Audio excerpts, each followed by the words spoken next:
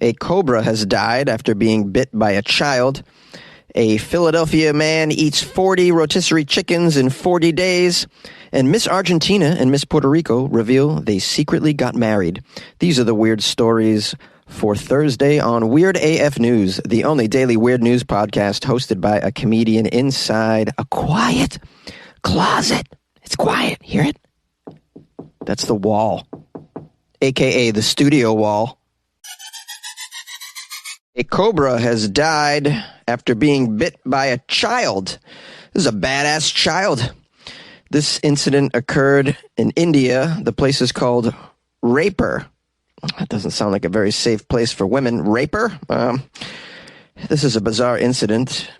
What happened was an 8-year-old boy bit a cobra snake to death. This was after the snake got wrapped around his hand in a remote village in the Jasper district, which is 350 kilometers northeast of Raper. Deepak is the child's name. Deepak was bitten by a poisonous cobra while he was playing in the backyard of his house on Monday. Here's a quote from Deepak. "The snake got wrapped around my hand and it bit me. I was in great pain. As the reptile didn't budge when I tried to shake it off, I bit it hard, very hard. Twice. It all happened in such a flash." Now, this doesn't sound like an 8-year-old boy. He's using words like budge. The reptile didn't budge. What 8-year-old calls it a reptile? I'm very impressed with this Deepak. Not to mention that this kid is just a straight-up badass, just bites the snake. His family rushed him to a nearby primary health center, where he was quickly administered an anti-snake venom. Well, what did they do for the snake? Did they administer the snake an anti-child bite venom? The child was kept under observation for the entire day and discharged. The child didn't show any symptoms and recovered very quickly, owing to what's called a dry bite. A dry bite is when a poisonous snake strikes you but does not release the venom, thankfully. Such snake bites are, of course, very painful and may show some local symptoms around the area of the bite, but you have a better chance of living, of course. The doctor was quoted as saying, "I have never come across such an incident in the Jasper district in all my years." It says here the Jasper is a tribal district, which is also known as Naglok, which stands for Abode of Serpents, because it has over 200 species of snakes. This place is just overrun by serpents. I'll tell you, if I lived in a place called Naglok, also known as Abode of the Serpents, I probably would move. I wouldn't want to live in Raper, though, either. If I was living here, I'd want to move to a place called Safe AF, or a place called Really Good. I'm moving to Really Good. I need some goodness and safeness in my life. This is the end of the article. I'm just riffing. I think we need to commend this child, though. I mean, of all the reactions when a snake bites you, to actually bite it yourself is just gangster, straight up gangster behavior, for sure. This seems to me to be the only child I've ever encountered that would have a chance of surviving in the state of Florida. This guy, right? Come on now, who's with me? A man eats 40 rotisserie chickens in 40 days. The story is out of Philadelphia.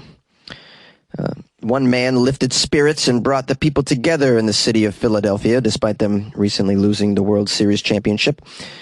His name is Alexander Tominski. He's a 31-year-old server. He's better known as the Philadelphia Chicken Man. Why do they call him the Philly Chicken Man? Well, for 39 days straight, Tominski, the Chicken Man, documented himself eating a rotisserie chicken. He set a goal for himself to eat 40 chickens and wanted the city to be part of the grand finale. So he planned a major public event to witness him devouring the 40th chicken. It was in South Philly, and it captured a lot of attention on social media. He posted, "Come and watch me eat an entire rotisserie chicken, everyone. Yep, it's going to be the 40th consecutive day that I have eaten an entire rotisserie chicken, y'all. Be there, 12 o'clock noon. The chicken will be consumed on the abandoned pier near Walmart. This is not a party. This is a serious event. It's in an abandoned pier near Walmart, but this is a very serious event, not a party. You know how everybody wants to party on abandoned piers behind a Walmart? He had to make that very clear. He printed out flyers and put them all over the city. A photo of the flyer got about 10,000 retweets, and that resulted in hundreds of people coming out to support him as he devoured that 40th chicken like an animal. The Philadelphia Chicken Man embellished his event with a makeshift red carpet, and along with some caution tape to keep people away from his table as he ate that 40th rotisserie chicken. By the time he was finished eating, a group of fans were cheering him and surrounding him and praising him for eating this 40th rotisserie chicken. Is this a record? We got to get a hold of Guinness here. It doesn't indicate anywhere in this article whether eating 40 rotisserie chickens in 40 consecutive days is a world record of any sort. No matter. This is a wonderful thing that Mr. Tominski, the Chicken Man, has done for the community. Here's a quote from him. Much of the world is in some pain right now. I wanted to do something that makes people smile. I know it sounds weird, but I just felt like I was doing this for a very important reason, man. Now, if you think the Chicken Man's going to attempt to break his own record next year, think again. He was asked by the media, will he make another rotisserie run at some point? His reply, oh, hell no. I would never consider doing that ever again, man. Now, when asked what the reason was, the Chicken Man wouldn't embark on this mission again. He said it's about health. He told the media that he felt very gross after devouring his 40th rotisserie chicken. Of course, I would too. He added that he also lost 14 pounds over those 40 days. He had frequent bouts of dizziness and achiness all over his body. He said he was experiencing cramps and brain fog. Well, I think we need more information. Like, where were you getting your chickens, man? Were these free-range organic bad boys? Or were you just devouring that questionable rotisserie chicken that Ralph's is selling? I'm not sure if I trust that one. The Chicken Man did divulge what his next meal would be. Definitely not chicken. He's going out for sushi. You like podcasts? You're listening to my podcast. Maybe you thought to yourself, I'd like to make a podcast. Too difficult. No, not with Anchor. Anchor has free creation tools that allow you to record and edit your podcast from your phone or your computer. Anchor distributes your podcast to Apple, Spotify, Stitcher, and more. They have advertising integration, so you can even make a little money off your podcast. Everything you need to make a podcast in one place. Download the free Anchor app or go to anchor.fm to get started. And good luck with your podcast. Good luck with your creation. Good luck with your life, man. Yay! Miss Puerto Rico and Miss Argentina reveal that they secretly got married. A pair of international beauty pageant winners are showing that love knows no boundaries. Miss Argentina, Mariana Varela, and Miss Puerto Rico, Fabiola Valentin, revealed that they got married on October 28th after having kept their relationship out of the public eye for a very long time. Oh, I'm curious as to why they kept it out of the public eye. Is gay marriage not legal in their countries? Or perhaps they would have not been able to participate in the beauty pageant had they known. Let's keep reading. The pair posted a video on Instagram showing the candid moments between the two of them at a beach and on a boat ride, followed by scenes from their engagement. They had rose petals, red and white balloons, gold and silver balloons, spelling "Marry Me" in the background as they share a kiss. And they are gorgeous! And they are gorgeous! So gorgeous. This is beautiful. I support this. I'll watch this again and again. Just kidding. Maybe not. Valentine is seen putting an engagement ring on Varela. They later show off similar diamond rings after the wedding in the video. And the final scene shows Valentin wearing a white blazer dress, Varela wearing a white jacket as they share a kiss in front of the Marriage Bureau in San Juan, Puerto Rico. Oh, so obviously gay marriage is legal in Puerto Rico. Yes, the article says it was legalized in 2015 when it was also legalized across the United States following a Supreme Court ruling. Argentina, if you're curious, legalized it in 2010. They were way ahead of us. Each of these beautiful ladies represented their countries in the 2020 Miss Grand International competition, whose organizers sent some well wishes to them on their marriage as well. They also received a lot of love and support from fans and fellow beauty contestants, such as Samantha Bernardo, who is Miss Grand Philippines 2021. This is great, right? And by the way, they are unbelievably beautiful. This is a photo of them on the beach. I mean, they're wearing Yankee hats, which I do not approve of, being a Red Sox fan, but my goodness, can't handle it.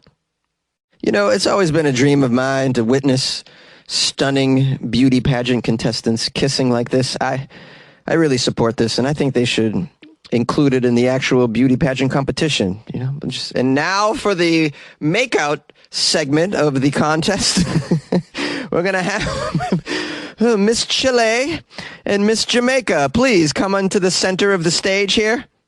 What an uplifting segment this is. I tell you, it's stories like this that continue to put a smile on my face. It's nice to see that, you know, the world isn't only engaged in brutal and disgusting behavior. Look at this. Look at these two. You got to Google this, man. Hello, my loyal listeners and my not so loyal listeners, and even the first-time listeners. Thanks for being with me. If you haven't subscribed to the show, you know what to do. If you'd like to write a review, that's pretty cool, too. Appreciate it. There's 5 stars out there. Just think about it. Maybe give me 3.5. I'd be very pleased with that. Okay, 3. I'll accept 3. You talked me into it. If you would like to support the show because you're a rich person, if you'd like to buy me a better home studio, I'm not going to say no to it. Anyways, you can support the show by joining the Patreon. The Patreon's great. It's like buying Jonesy a cup of coffee every month to keep me going. Isn't that lovely? You also, in addition to that nice feeling you get knowing that you're supporting a one-man, 5-day-a-week podcast production, like one of a kind, by the way, you get extra content, extra weird content from yours truly, which I put inside the Patreon. So you get that as well. And there's a lot of stuff in there. So if you'd like a little extra weird content, and some of it is from me, you know, some of my own content I put in there. I make videos. I don't know if you're aware, but I do. I make other content. A lot of stand-up clips I put in there as well. So if you'd like a little bit more of me, maybe you've had enough of me. Maybe like 5 days a week just on here is enough, and I don't blame you. I do not blame you whatsoever. I've had enough of me, believe me. And all of my exes could tell you, enough of you. I'm a bit much. Anyways, it's Thursday, so tomorrow's Florida Friday. That's the episode where we only do Florida news. So send me all that weird Florida news if you'd like. My email's funnyjones@gmail.com, or you can DM me at funnyjones on Instagram. I'll get that as well. Thank you so much. We look forward to Friday, and I appreciate you.